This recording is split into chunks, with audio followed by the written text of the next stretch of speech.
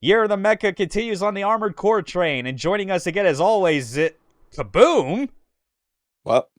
No, I'm. Shit, who is it you normally get for these? The last Robokai. Right. No, wrong person. Damn it, you're not Australian. G'day. I am Australian. I do not sound like an South African. Also, Xeon dropped a colony on your house. Rep Kai's house. Yeah, as you can, this is, as you can tell, the stream's starting a lot later than usual. Some unfortunate schedule conflicts came up. Unfortunately, this is why I have a system where I got 4 co-commentators to pull from instead of just 1. When in doubt, bring in a ringer. Exactly. Yeah. So let's get straight into the most filler Armored Core game imaginable. I feel appreciated for my talents. I mean, I mentioned this to you like during the pre-stream before we switched over, but like I almost wanted to like respond to Cool Guy like when he was like kind of telling me like what happened with like the scheduling and that today had like slipped his mind, that I almost wanted to say that's okay. I would not have been surprised if you were trying to get out at the last minute from having to commentate on Nine Breaker. Yeah. I pretty much had, at this point, I had long been out of the Armored Core series, just because they were essentially glorified mission packs at this point. Mm-hmm. And past, I mean, I came back on when 3 came out for a short period. But yeah, by and large, I just completely missed all of the expansions. Yeah, like this is square in the middle of like the latter half of 3rd gen, where Nexus was already like kind of a weird thing. It was like a weird like half generational step forward. Not quite like, you know, enough that FromSoft felt that they needed to call it Armored Core 4. They decided to make the worst decision by calling Armored Core 4 that fucking piece of shit. But this was the sort of thing where like after Nexus, where it introduced things like proper dual analog control scheme, as well as a host of other changes to long-time mechanics, like changing the way heating works, you know, like that whole heat mechanic, adding more nuance to other existing parts. They then decided to release a game that I feel like you could jokingly refer to this as many things. I kind of called this one the Wing Commander Academy of the Armored Core games. Because what we got here is more like the Wing Commander movie of Armored Core games. To which I was like, no, because well, I didn't say it when you brought it up the first time, but I think it's more like at least that movie has a plot. Maybe I should have penned an asterisk or 2 on that. I'm not sure. I've not watched it. I saw it late night on BBC one night. I did not know what I was watching. It's like, where in the hell's Mark Hamill? Yeah. But, like, yeah, it's like Ninebreaker is one of those games where, like, I remember it just being very often, like, treated as, like, it's basically, like, kind of like the most dismissed game in the series because of there just being no actual story campaign or continuation from like, where the last game ended. Which, for anyone that watched that, will know, like, when I showed off the end of that game, where basically it ends on a downer as you are making a last stand against a swarm of suicide-bombing drones, and there is no hope of stopping it. Joyful. So, like, what does Ninebreaker do that doesn't continue from that? Well, how about going in a completely, like, alternate universe direction, where after the events of Silent Line Nexus didn't happen, and there is an unprecedented period of peace in humanity, like, on the surface. But there are people that are like, we have no idea when the next time, like, a major conflict will happen, so we should set up, like, a training program and select, like, the best Ravens there are, and basically put them through an intense regimen to make sure their skills are on top, so they'll be ready the next time shit goes down. it's not a terrible idea, but you can't help but wonder exactly when and how this is going to be open to corporate sabotage, because the corps in these games never exactly 100% on the side of the people. Yeah, and also, like, to kind of tie this even further into, like, this idea of, like, I guess just, like, an alternate context in which there's just not as much, like, war and death in reality, but people still like the idea of these giant robots, is that in addition to this game, around the same time, because the PSP was newly released in the mid-2000s, Sony's, somewhat popular, yet still somewhat misguided in its design and advertising, I guess you could say. I mean, the advertising alone, Jesus. Yeah, definitely. But also just more like how that kind of played into them thinking, yeah, people totally want to play their home console PS2 games on the go, and it's like, you're an idiot.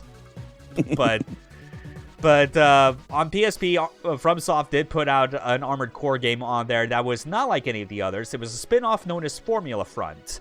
It basically takes place in this same general concept of there's, like, no more big corporate wars, no, like, threat of, like, humanity facing annihilation once again, but there's still an interest in armored cores. What do you do with that? Oh, let's just take them and like, allow people that are really good programmers to design their AI and pit them in AI-controlled robot battles and have them participate in tournaments. Sports. Pretty much. Yeah. It's like, you remember when we were playing Phantom Crash on the Xbox and kind of briefly mentioning the sequel that it had, SLAI. And that was one where it is like, especially in the context of of SLAI, like with that setting being like several decades after Phantom Crash, like the context of Scoobies being used in battle absolutely changed because they became AI controlled. Mm-hmm.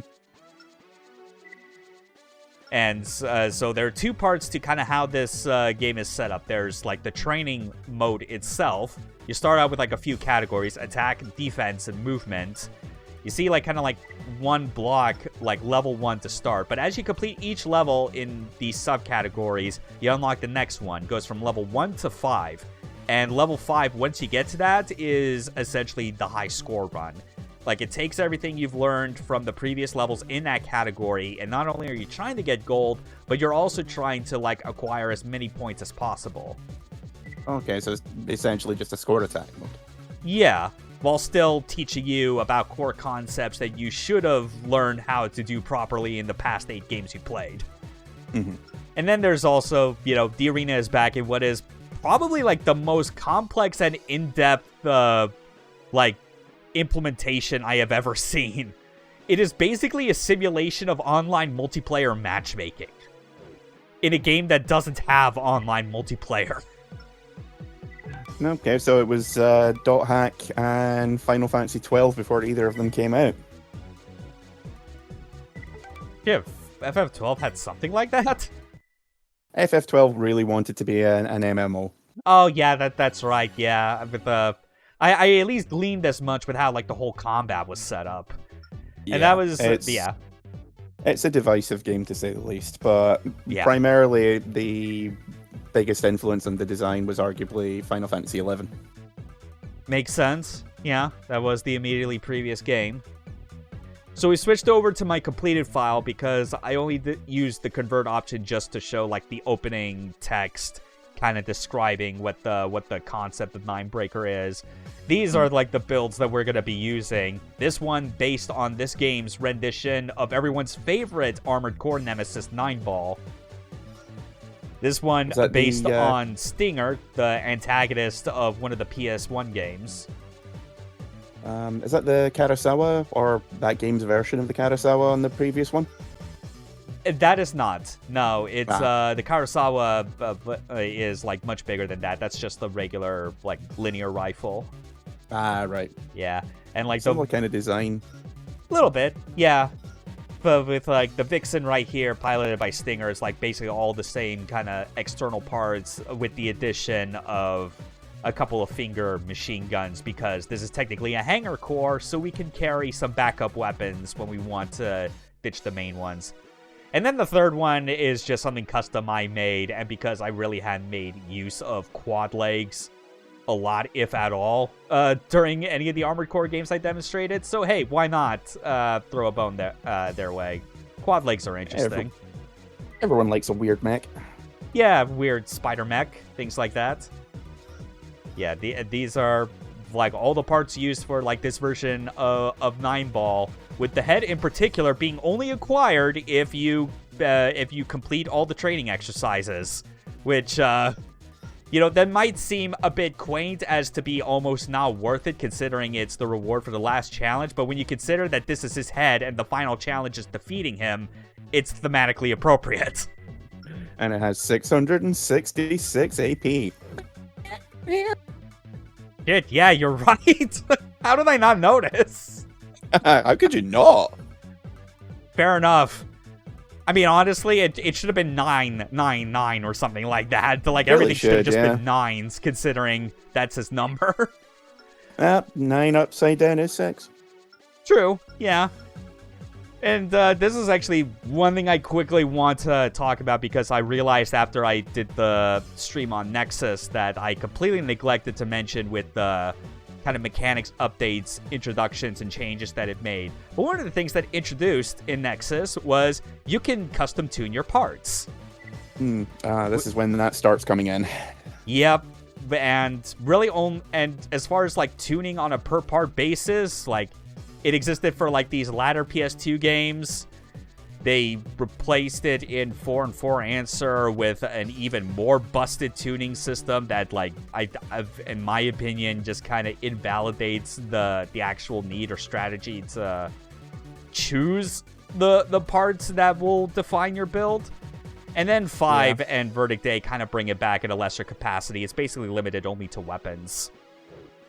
Yeah, the way that 4 really leaned heavily into custom tuning your mech. Either you went all in it, or you just did not bother with it whatsoever. And I don't know anyone that really went into it in any great detail, other than maybe just sort of like, hey, just change 1 or 2 parameters to maybe see if that makes any difference.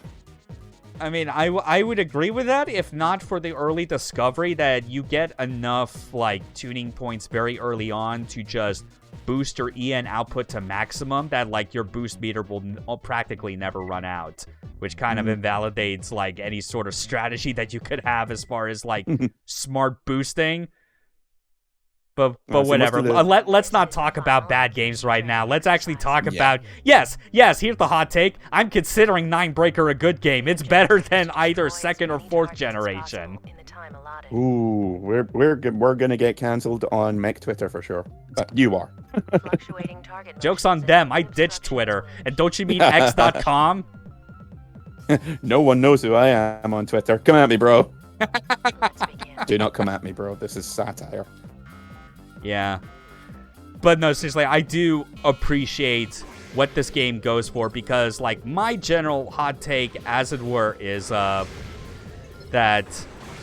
I think designing a game of this type where the goal is to, like, create scenarios that will make you a better player at like a set of mechanics and systems that have a lot of depth, like, is totally fair game, because there's only so much you can really accomplish ultimately if you're trying to do, like, a more traditional single-player campaign where there's, like, some expectations about, like, story and other factors related to pacing.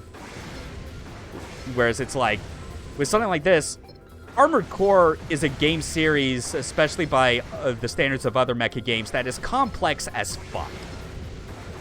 It might seem like a waste to a lot of people, especially those that have been playing the games up to this point, that the 9th game is essentially a training mode. But considering the game that comes after this, and how some people will just kind of like scrub their way through a game, like just scrape by with while like barely learning anything because some things might be too hard for them at the moment. They don't take the time to really practice. Something like this has value. I know a lot of people I knew back in the day either bounced off the Armored Core series or refused to play them just because the reputation for complexity. Like, everyone referred to it as the Gran Turismo of mech games. Yeah. Which, once like 3 and 4 come around, only gets more pronounced, I think. So a lot of people just saw everything that you could do and all the parameters you could tweak and were just like, nah, I just want something a bit more arcadey. Yeah. So the lack of training options in earlier games, I think, was definitely to the series' detriment. Yeah. I mean, and I think if like you want to talk about, because we made like kind of the jokes about like this being like just an entire game that's a training mode teaching you how to play the last several games you just finished, or the Wing Commander Academy of games. But I feel like it's like, if you want like a more positive example, I mean, like, think about how like fucking Konami put out Metal Gear Solid VR Missions. Yeah. And sold like 1 million copies of it. Yeah. I mean, obviously part of that because, you know, it's Metal Gear. People wanted more Metal Gear more than anything at the time it came out. Yeah. And but it's the sort of thing where, you know, like there are things about how a lot of the Metal Gear Solid games are set up that I've generally not been that fond of, you know. But like, case in point, obviously being like Kojima's obsession with just like cutscenes and like ideas for pacing that bring everything to a fucking crawl. He's like George Lucas in that he's great at world building and big picture, but you really want to leave the minutia to someone else.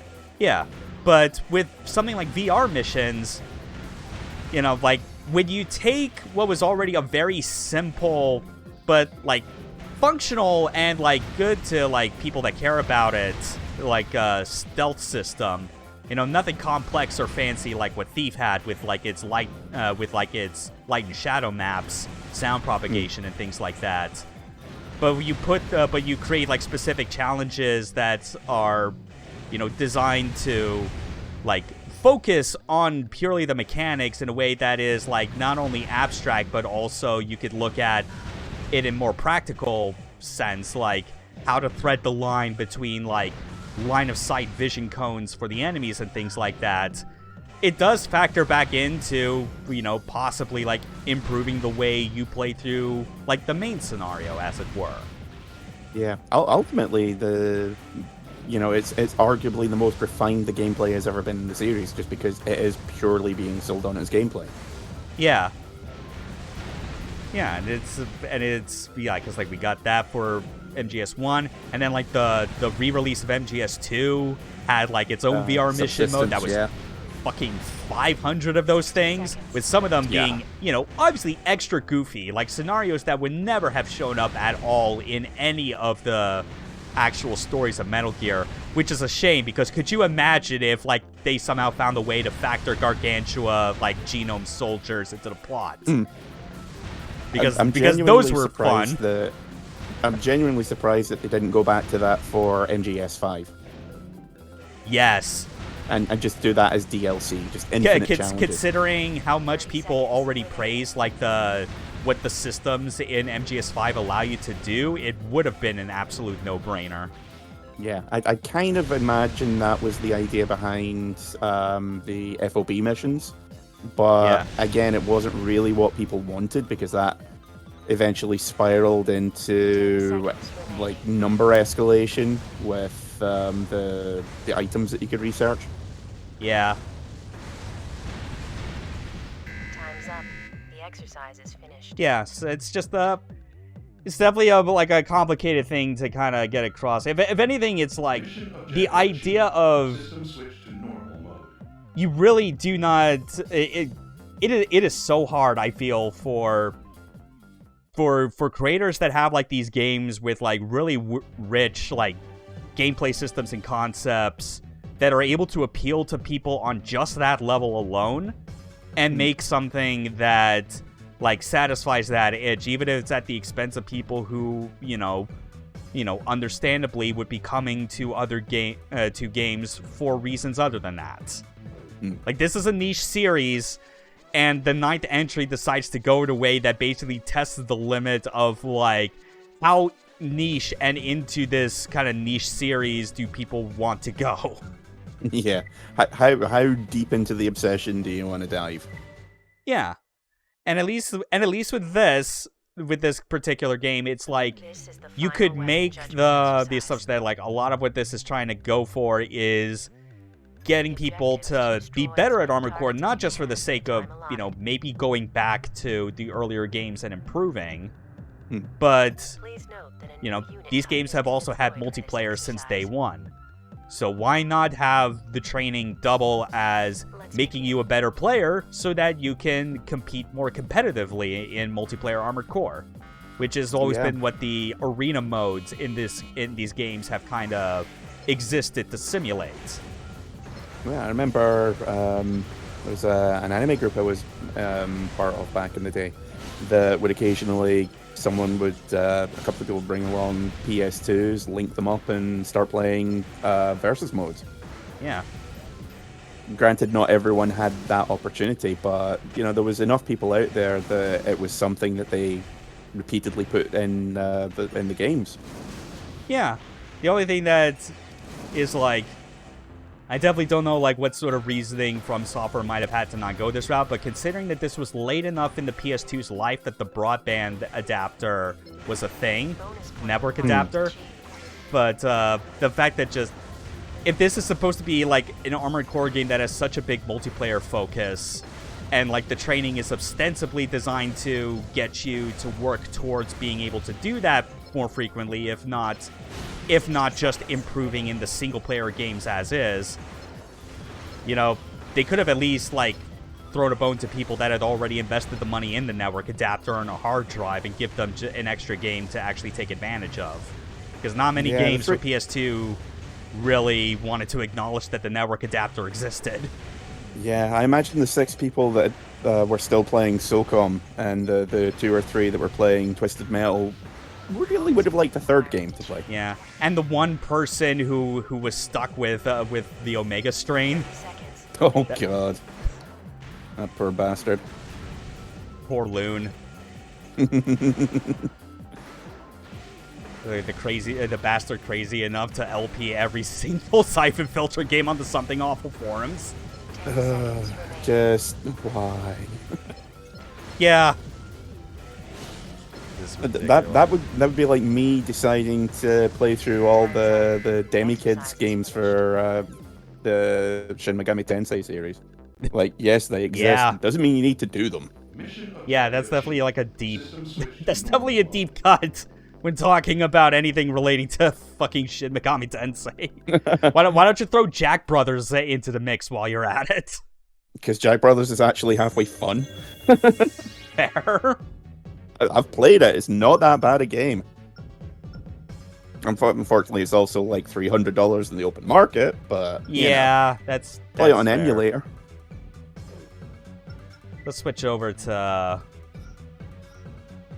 the Vixen Stinger's AC, voiced by none other than Sho Hayami in the Japanese version of Project Phantasma. Mr. Maximilian Genius himself. Are those like bits/funnels that it's equipped with? No. Are you talking about like the things that are floating to the side? No, those are the backup machine guns I was talking about. Okay. Yeah. So here's how the arena mode works. Like, and I might as well also explain again to remind people how it worked in previous games. Most often, it was always like you just had a linear ranked ladder of these are your AC opponents. You have to challenge them one after the other in descending numerical order. You started at the bottom, like 50 or 30 or whatever, and then work your way up to number 1. Here, as we described, this is like a full-on simulation of like an online multiplayer matchmaking system. because you have a bunch of filters you could select as far as, you know, what sort of, like, rank class of Ravens you want to fight, like, which number rank they occupy, what leg types, what their weight class is, and even, like, what their, like, attack range is. So, say you select, I don't know, C-class, 30th, reverse, middle. Does it actually assemble one completely at random, or are there, like, you know, specific pre-built mechs for each individual combination? Because I imagine there's going to be quite a few. There's a lot, so, like, and I'm pretty sure it is, like, because I remember spending quite a bit of time in the arena as well, like, making progress through there, that I want to say that, like, all of these are actually, like, pre-designed ACs. Wow. Like, there are a lot, and the expectation naturally is that you're not expected to fight them or even know that they're there. Maybe there is some levels of, like, randomization, because, I mean, like, yeah, you kind of look at these and how, like, the silhouette's honestly, like, not that different, and, like, ultimately, like, the core part is very different, the arms slightly different, but they all got the same type of legs, because we switched, because I basically selected reverse joint, heavy, short range ACs as, like, an example of what to fight. Because I imagine it would be very easy to get a complete mishmash, which is either completely useless or oddly very effective. Yeah. The problem always with randomization, especially back in the PS2 era, is that because it's so random, you can't really tune it in any significant way. Yeah.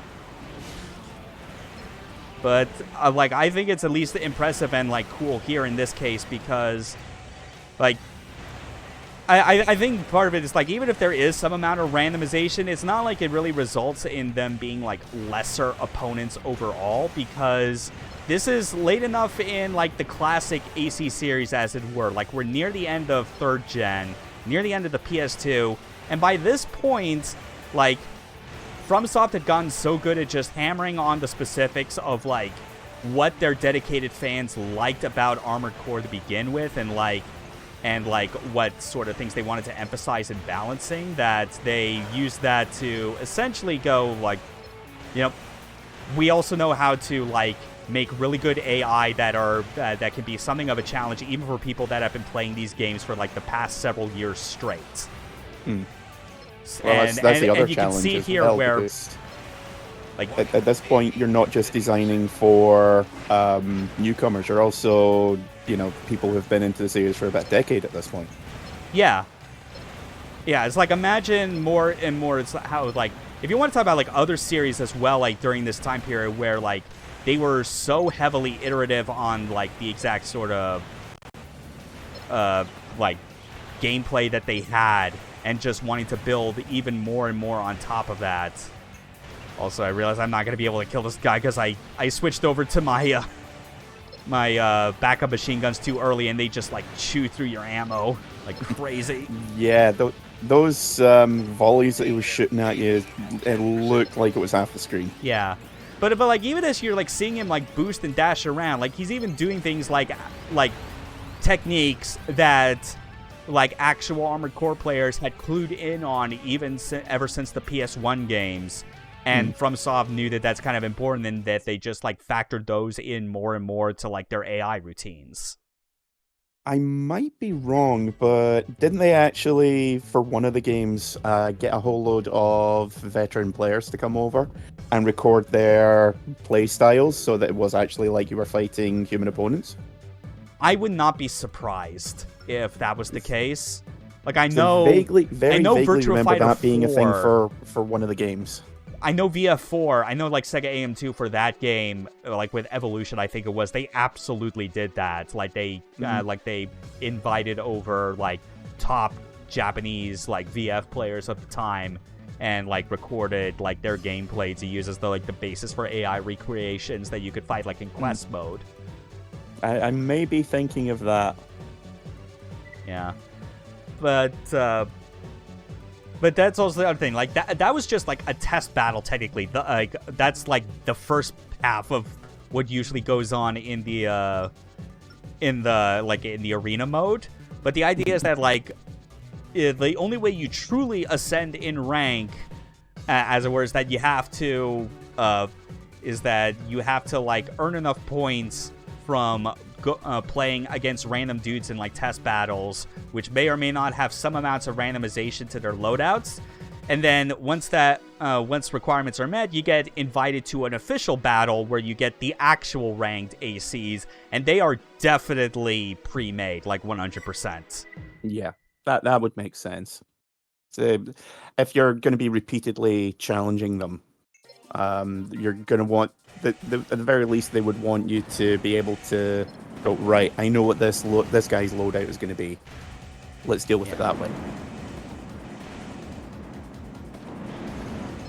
He's got a lot of missiles. Yeah, it's like, are we back playing Macross again? I mean, these robot parts are designed by Shoji Kawamori. Yeah, fair point. And as you can imagine, yeah, even this one is like so much tougher than like the previous one that we fought. Yeah, that one was obviously more of a war of attrition. This dude, meanwhile, has like an actual real game plan. Yeah.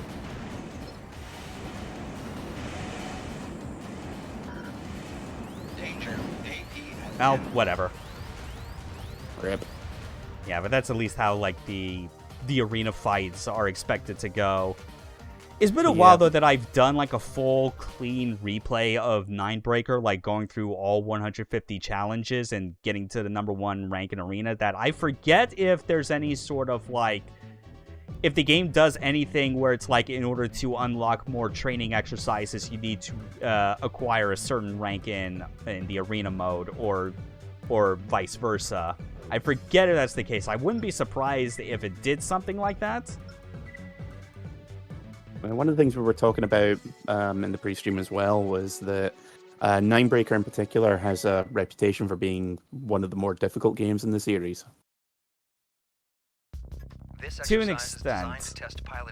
There are a few exercises in this game that are like disproportionately more brutal and frustrating than most of the others in this. You must complete the task in the time allotted. So yeah, it's a simple movement test, which which I'm all down for, because movement in classic Armored Core is just like one of my favorite things ever. Like the fact that you have so much nuance in how you're able to like maneuver and fly around with a boost system that only needs one button. Like I'm just tapping and holding the same button for varying lengths of time, and that's how I'm able to like dash and fly around effortlessly with ease, mostly. Yeah, one thing I always found oddly satisfying was strafing through the air and still being able to hit. Yeah, absolutely. It's one of those things, if you've never played it and if you've never gotten to grips with that side of things, you'll be like, I have no idea what you're talking about. But if you played it, you're like, oh yeah, I get exactly what you mean. Mm-hmm. And obviously, this isn't even the most efficient way you could go about like completing this particular course. Like, because if you want to get gold, you want to do it as fast as possible, and you quickly learn going through all the different parts that it's like, oh, naturally I should have something lightweight, or more importantly, I should get a core that has an overboost function that would let me be able to just dash forward at blindingly fast speeds and things like that. You know, so at least with this, it's like, yeah, it's teaching you these core concepts that if you did not pick up on them with like 100% certainty before, like they'll want you to do so. But in order for that to happen, you also have to play the other part of Armored Core that I've been spending as little time as possible on, because I know it's not as action-packed. People know what it is. It's the fucking AC customization. Well, of course. Again, it's Gran Turismo. You spend hours tinkering to make sure you get everything exactly right. Yeah, it's as much a game in and of itself as the actual playing. It's a mech game for people who really like fucking around with Excel spreadsheets. Destroy all targets as quickly as possible. Yeah. I'm gonna choose to not feel attacked by it. That's totally fine. Look, it's I okay don't if you're even mess into that around sort with of thing. Excel Just that much. just fucking get off the stream. Yeah, this is like a fun exercise as far as showing, you know, like highlighting more about like the aerial mobility, and you know, like this is obviously at the tail end of like this particular category, and this is like what it's like at the very end of it.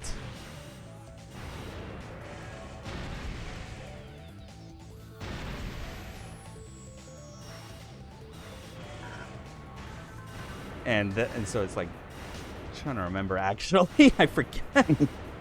if Are you supposed to run into them, or? I think actually that was what it is. Okay, so. Yeah, I was a bit confused there. Yeah, I'm actually gonna restart that again just because now I kind of remembered.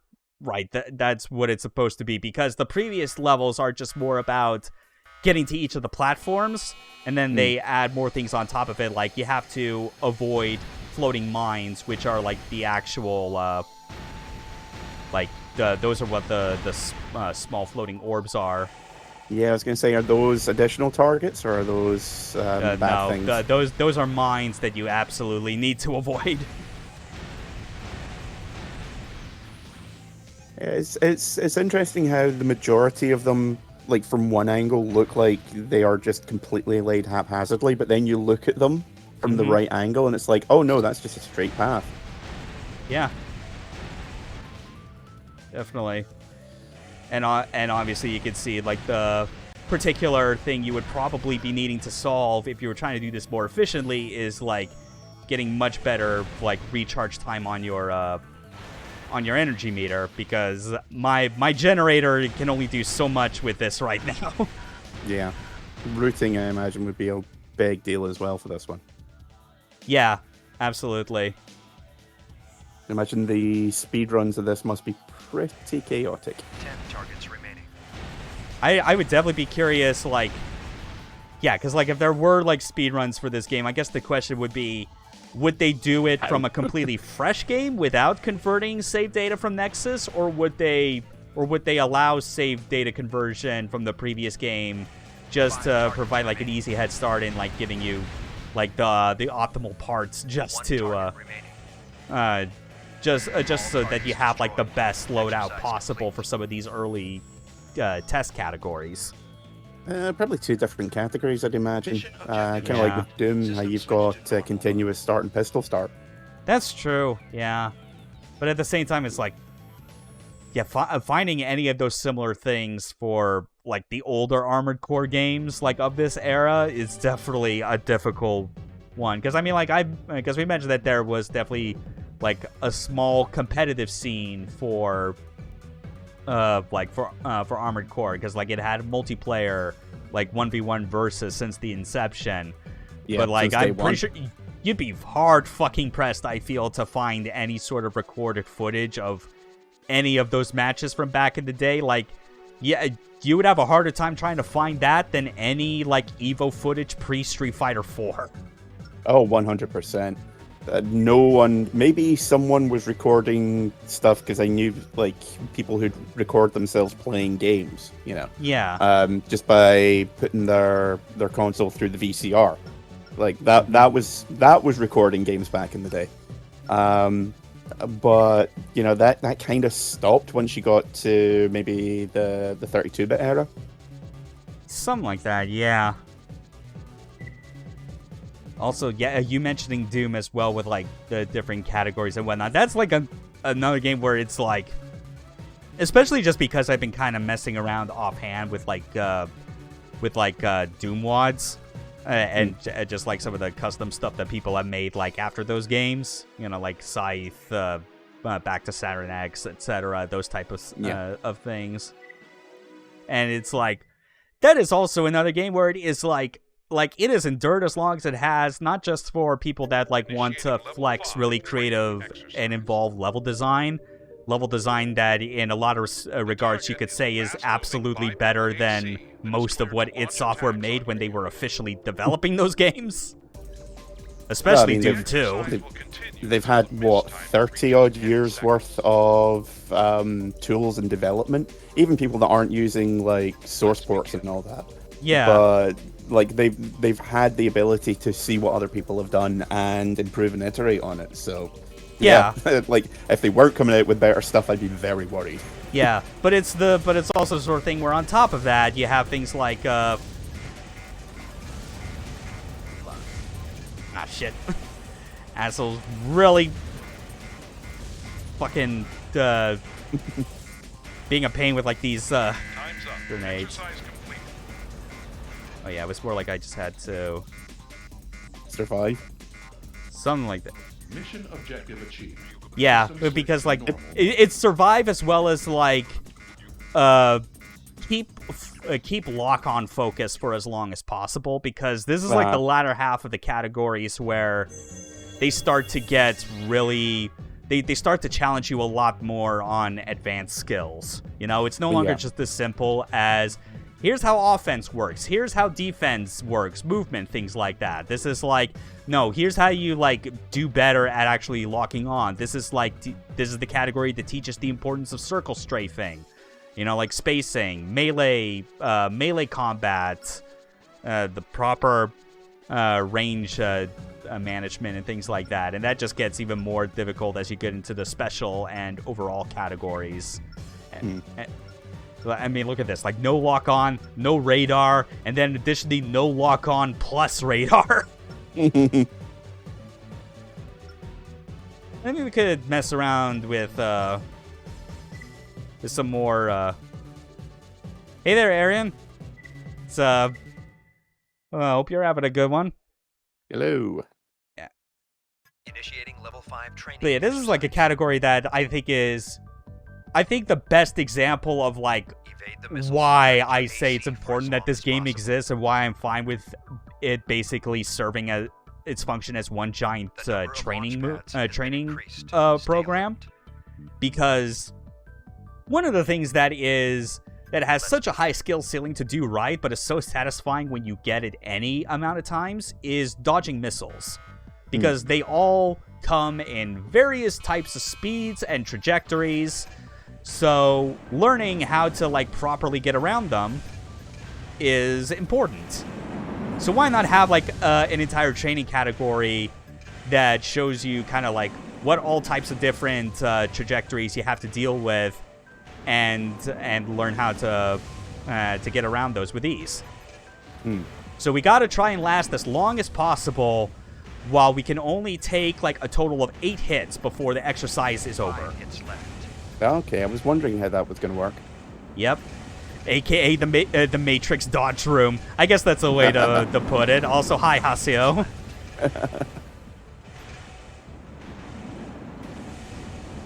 I also probably could have made this infinitely easier on myself if I went in with, like, one of the internal parts that releases missile decoys.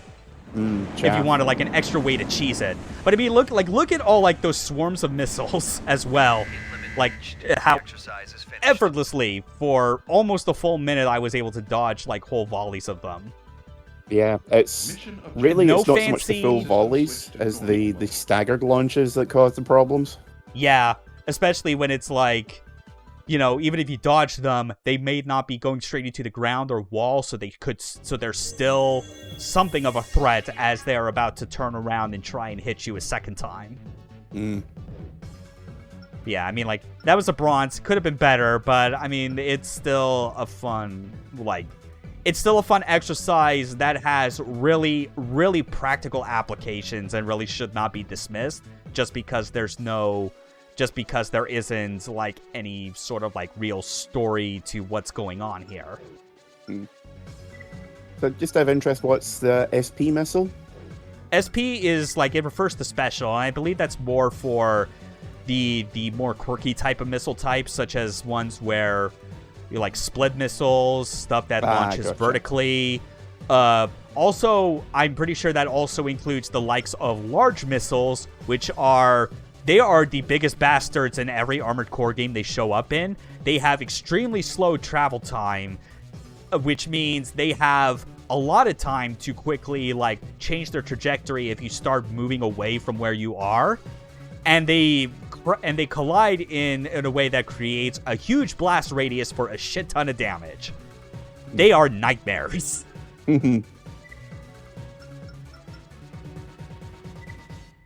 After that, your sidestep will be idle-worthy. Something like that. Yeah, but that's really just what I like a lot about the missile dodging in this. Is just... And how it is with, like, classic Armored Core games in general. It's just utilizing your core movement strategies. You don't need a separate fucking button for, like, an iframe-based dodge ability that just instantly evades it at the last second. Fuck you, Armored Core 4. Anyway, let's mess around just to kind of wrap this up, because obviously there's only so much left that we could talk about in regards to Ninebreaker. In But we're terms just of gonna go new through content, it's basically all the training missions as opposed to the arena mode, which everyone's seen. You know how that works. Yeah, the arena's fun to play, but obviously, like, it is very repetitive viewing naturally. But we're just going to focus on showing, like, the overall category of missions on their level 5 difficulty, because the last one of those is the actual fight that, if you beat it, makes you the Ninebreaker. Yeah. Oh, fuck me, I forgot. I forgot that they were outside the goddamn training. I wasn't quite sure what was happening there. I was like, no, he's going up to hit them. Failed. Too bad. That particular message is, like, extra hilarious in the Japanese version. What it says instead of failed, too bad, is that it says, in English, nice joke.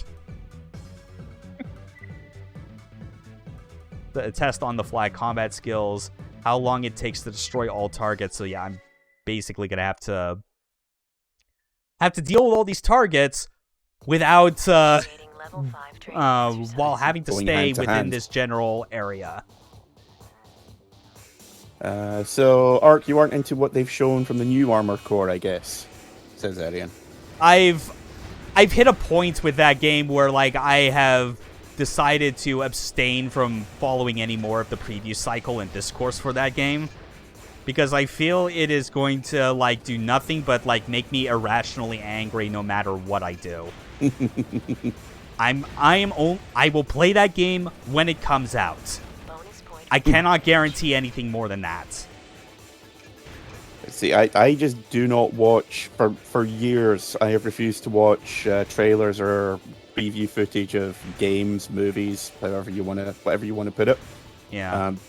Simply because I have been burned way too many times. I have not looked at any of the Armored Core 5 preview stuff. Or 6, sorry. Rather. Yeah. Not looked at any of the preview footage, and I'm just going to wait for the initial reviews to see what happens for it. Yeah. Don't get your hopes up, they can't be dashed. Yeah, like, I think I kind of realized that, like, with the, I got, like, these chain guns on the back, and I can't really do anything to get these enemies that are, like, all the way, like, on the very top, so I'm just going to, Yeah, looks like there's a whole bunch hiding behind blast shields. Yeah, but also, like, because of just how low to the ground it is, I can't use the back-mounted chain guns when I am airborne, is the idea. I could if I were using tank treads, because they're able to do that. And, like, you know, just to kind of further show just how into these classic games I am, that I will just, like, call out anyone that makes scrub comments about the fact that they think it's bullshit that you cannot use back-mounted weapons while on the move. My response, just use quad legs and trank treads, you fucking pleb. You'd be too OP if you're able to do it with your fucking bipeds. I mean, the idea is you're supposed to be literally replicating a tank at that point. Yeah. Like if you're at that point where it's just you are like complaining that you're not able to, like, make the mecha of your dreams that is able to operate without any sort of, like, limits, like, that's what 4th generation is for. And that's why it's bad. Yes, enjoy your bloom. Yeah. Enjoy your bloom. Enjoy your fucking ability to just, like, snipe enemies with, like, back-mounted linear cannons with pinpoint accuracy from, like, the other end of the map. Because the game does not require any sort of fucking, like, oh god damn it! My words are starting to fail me because I could feel the hate rising back up inside me. I can taste the bile, yeah. Yeah. See, for me, it's primarily because the game just looks terrible.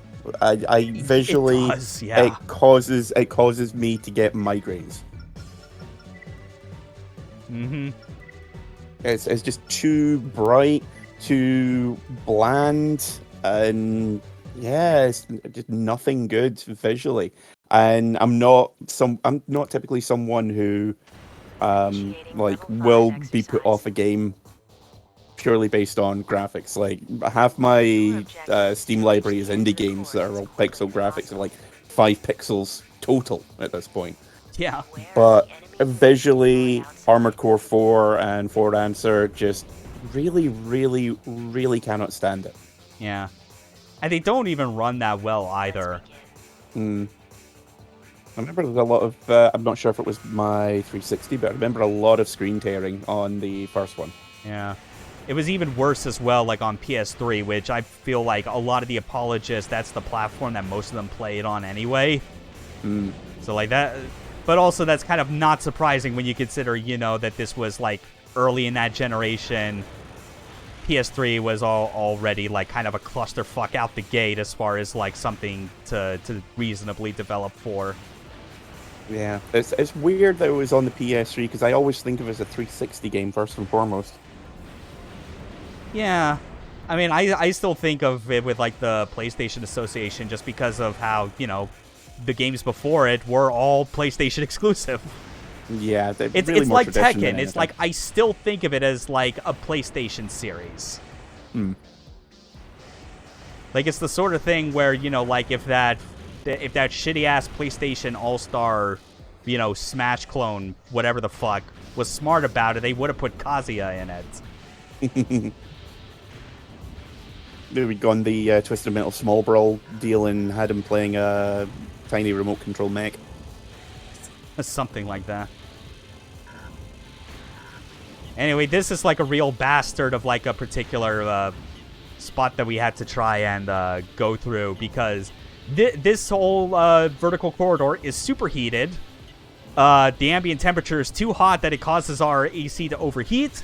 Overheating causes your energy to drain faster. Energy, once it's completely drained, as we all know, has to go through a lengthy recharge phase, which is means you can't really do anything about moving. Takes forever to recharge. Ah, damn it! That fucking wall overhead. Honestly, we'll just skip that as well. I mean, like that, like the whole idea about this is about like moving to the end while also prioritizing on like all types of defense, you know, against the types of attacks that come your way, as well as like mitigating heat and things like that. Defense and attack, something that's more balanced. Be determined on how long it takes to destroy all targets. Should hopefully. So this one they're actually going to be firing back at you, I take it. Yeah, and you have reason to fire back at them as well. The objective is to eliminate all targets as quickly as you can. Gotta love how the operator that gives you mission updates is always, like in these H-Tech published games, are just always the same fucking lady every time, even though they're supposed to be different characters in universe.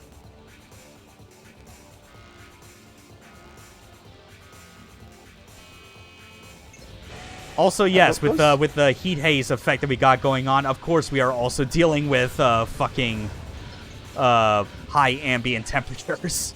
Yeah. I was just going to say, those trains kind of look like shuttlecraft from Star Trek.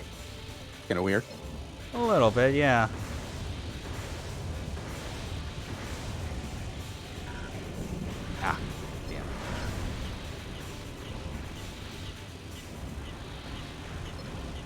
Okay. At least with our linear rifle, it's not energy dependent, so we could still fire it even when we're stuck like this. Thank God. Especially because everything is just way too hot and we can't fucking get our energy meter to even recharge once. Yeah, it's the ambient temperature under the AP gauge, isn't it? Yep. I think that's just red hot going crazy. Warning, AP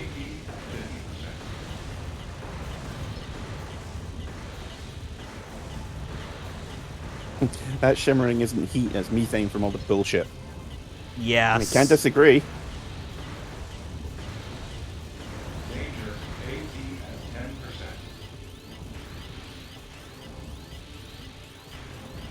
Yeah, just like that. Like, this is a very devious fucking like way to end this particular category, as it were. Yeah, it's rare that you ever get into a training mission where if you're not prepared properly, you just die instantly. Mm-hmm. Because they still want you to be able to, like, engage with the fact that this is Armored Core, and, like, part of the appeal is building your mecha. Multi-combat returning to base.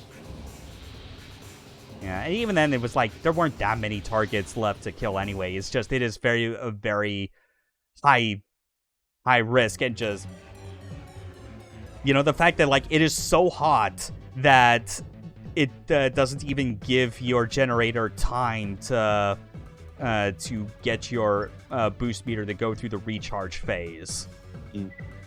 That's the part that kills it. So here we are with, like, overall combat skill. Unsurprisingly, it's another AC fight, and a fairly challenging one.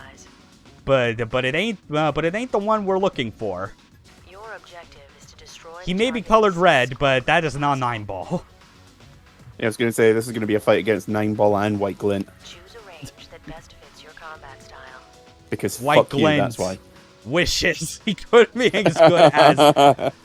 fucking White Glint only was able to gain any amount of respect the moment that mecha got Frankensteined and turned into the final boss of fucking, like, Verdict Day. And you actually had to fight it in like an AC that was of a significantly lower power than that. I mean, like, the other response I could go with is just, I don't know, the quote Bela Lugosi in Ed Wood is a "fuck you." The strings. It's not good enough to smell my own shit. See, I was going to go with either pull the strings or you must be of Hungarian descent and double jointed. Yeah. I'm not really quite sure how either of those play into this, but okay. Yeah. I need to rewatch Ed Wood. That is an amazing film. Used to be true, but now no one gives two fucks about Bella. Such a wonderful movie. It's definitely on the list of laserdiscs to get. Oh yeah, I highly recommend it to anyone that hasn't seen it. It's like, it's arguably Tim Burton's last good movie. That's what I frequently heard, and honestly, I can believe it. I have a soft spot for Mars Attacks, which I think came out a year or two later. But Yeah. that one, even I have to admit, is very, very uneven. But Ed Wood, fantastic film. Cannot rate it highly enough. Yeah. It's just, you're reminding me again of, like, the fucking review episode on Red Letter Media about it. And how, like, the movie ended up being Jay Bauman's, like, idea of what he wanted to do, which was a similar biopic, but for John Waters. And he was like, motherfucker, Tim Burton beat me to it, and he did it with Ed Wood. Genuinely, I would love to see a Ed Wood style film about John Waters. That would be, oh god, that would probably be my favorite film of all time if that ever got made. That would definitely be something. That movie would be outstanding. Anyway, this is the final training mission. One thing I will kind of knock against this, if only because of the fact that, like, this is kind of it's supposed to be leading up to like the proper fight with Nine Ball is that this mission environment is not just a recreation exactly of the final mission from Armored Core 1. Because that was always one that was like fairly infamous, I would say. Like the infamy it had just came from the fact that the latter half of that end mission in the first game had like these gigantic vertical corridors that you had to boost a long way up. And one thing that like AC like has always been like kind of tough to deal with is the fact that like it always feels extremely uncomfortable trying to fight enemies in vertical combat conditions because you can't look completely straight up is the thing. No, you stop at like 160 degrees or something. Yeah. Well, I'm trying to... Shit. Can't believe I missed that. And with this amount of AP as well, it's like I'm not even going to really be able to survive the fight with Nine Ball as it was. I'm just going to try and get as far as I can simply to show the cutscene in which he is introduced. Because that much is deserved. So you can be like, oh hey, it's Night dead. Yeah.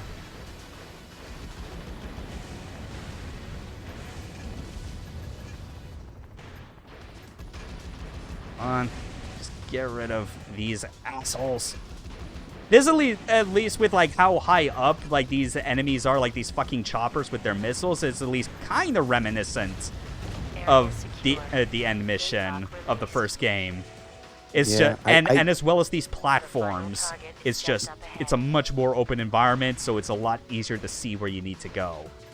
Yeah, when you start getting through the first couple of sections of the canyon, I thought this actually looks quite familiar, and I don't know why.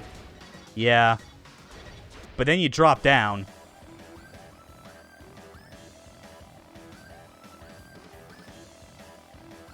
Something's coming. There it is. The name's Ball. 9 Ball. Hustler 1. That's definitely a 9 emblem. Not necessarily the 9 Ball itself. But he is up to his same level of bullshit. His linear rifle is custom in that it fires like a 3-shot burst fire. And he can use his back-mounted grenade launcher while flying. Yes, that's cheating. No, it's fine. Shut up. You haven't heard ACs can't look up. Look, I don't care what who you've been listening to down at the pub. ACs can look up.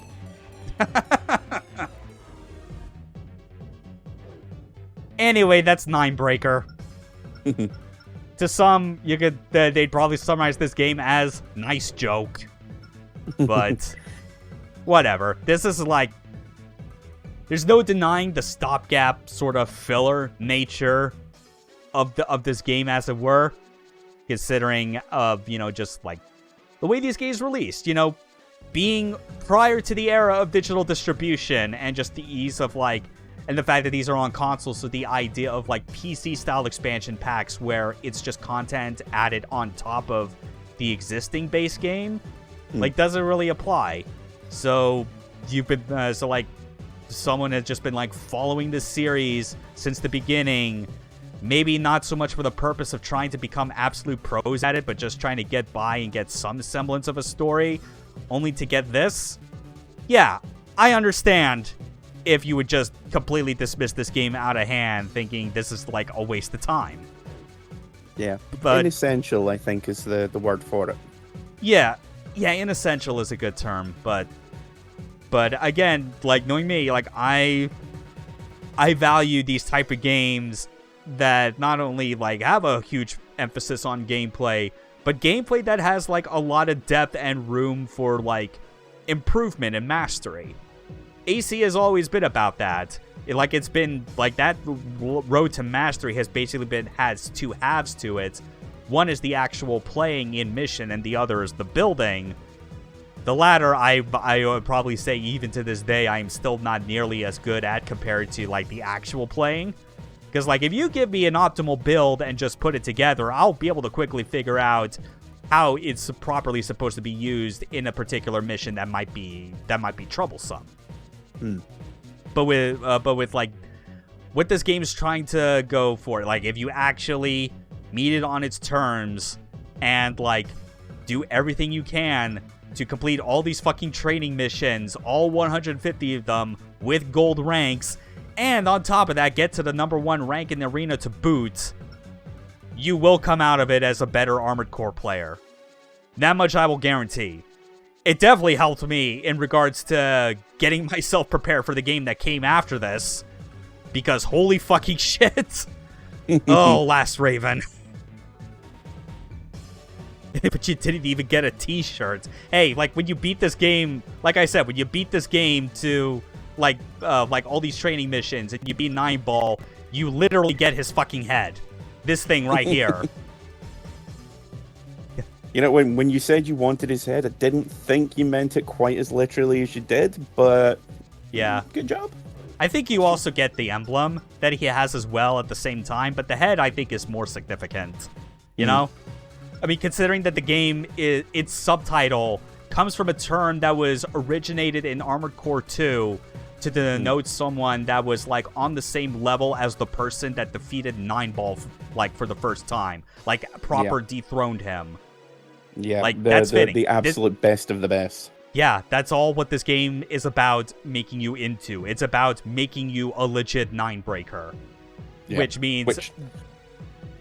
Yeah, in the case of this game, with it, if you were looking at the time of this was the latest release, that meant you were ready to take on the world in competitive Armored Core multiplayer. But little did anyone know at the time, Armored Core had one more trick up its sleeve, one final game for the PS2 after this, that was going to be the most devious, the most bastardy of all. The fucking hardest single-player game Armored Core has ever had, let alone the hardest single-player anything From Software has ever made. You fucking Souls fans are tryhards if you keep trying to say that, like, oh, these are the hardest games ever. You don't know shit. Actually, I was going to say Sekiro, because that's a level of bullshit even I'm unwilling to engage with. Well, the reason that I think it'd be right to, like, not want to engage with Sekiro is that it is, like, the first and last answer to everything is parrying, and that just makes the entire combat extremely one-note. Yeah, I don't parry, I dodge. Yeah, and unfortunately dodging is designed to is... only take you so far, which is a bit frustrating. Yeah, I'm just like, nope, this is completely antithetical to my style of gameplay, which every game in that sub-series has allowed to date. So I'm just not going to bother with it. Yeah, which was also obviously the other frustrating thing I had with Sekiro after the fact once I got through it. Besides from the fact that, like, I realized, yeah, this is emphasizing parry so much to the point that, like, there's that, like, if you're trying to do anything, like, fancy or unorthodox with its system, it really only feels like it's fun to do as, like, a gimmick that briefly holds your attention and then you forget about it. But there's the other thing where, like, yeah, you mentioned it within, like, that sub-series. That's the other frustrating thing where it's, like, it's the most different of those games fucking Miyazaki has made, and yet it still manages to feel not that different. Which is, like, part of the reason why I've, like, wanted to just abstain myself from trying to, like, follow any of the previews or footage or anything for Armored Core 6. Because it's, like... motherfucker, this is what I'm worried about, that they're just going to have another Sekiro moment, except unlike with Sekiro, where it was originally going to be a Tenchu game, but they decided to call it something else, rightfully so, it's like they forgot to, they skipped that step entirely. That's my actual worry.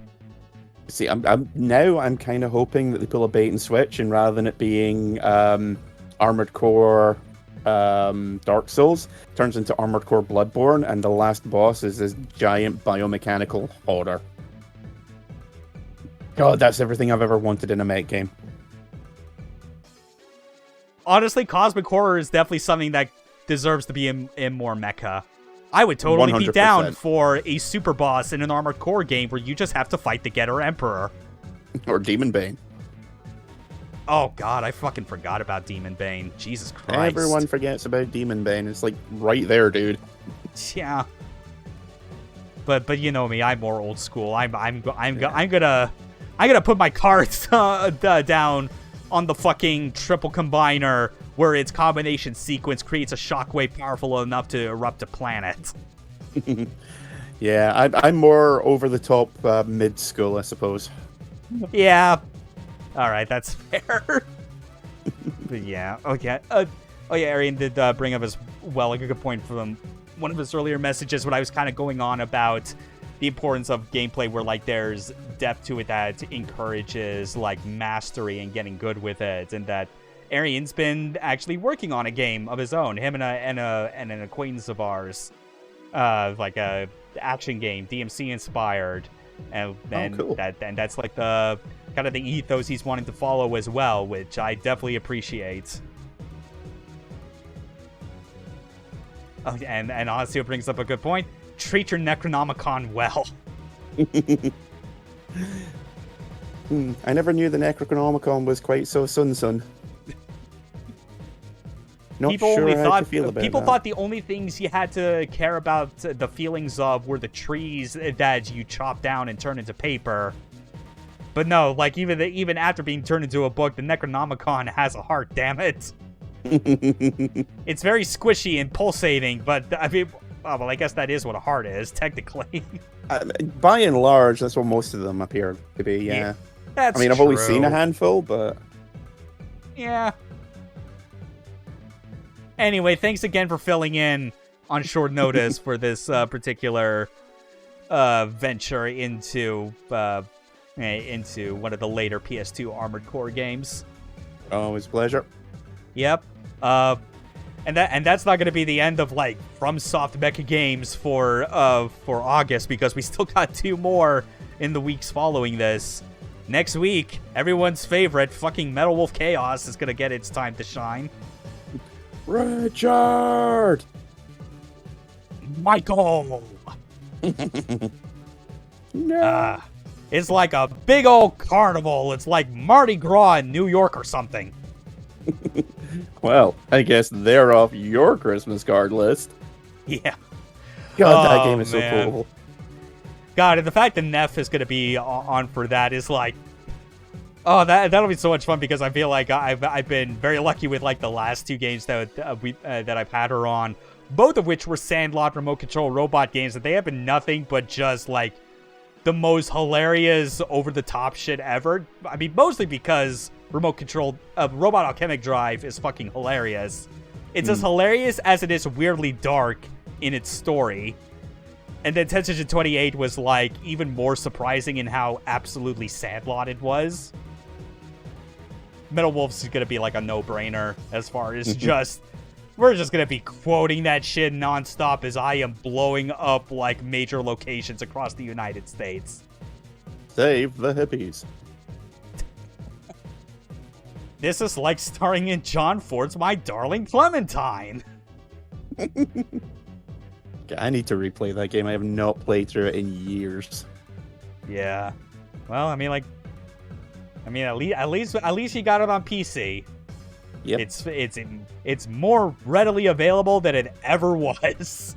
Yeah, And some I of us didn't even had have to buy a get physical our copy. Xboxes chipped and play legitimate copies back in the day. Yeah, like I just downloaded the fucking game files from like an archive or something and loaded it onto the modded Xbox. That was like $150 saved. That's exactly what I was going for. Yes, I was trying to be subtle about it. God. Well, whatever. I mean, like, it's old games. Who cares? All right, have a good rest of the weekend, everyone. See you next week for fucking Metal Wolf. And you have a Later. good one too, Kaboom. Take care. Game over.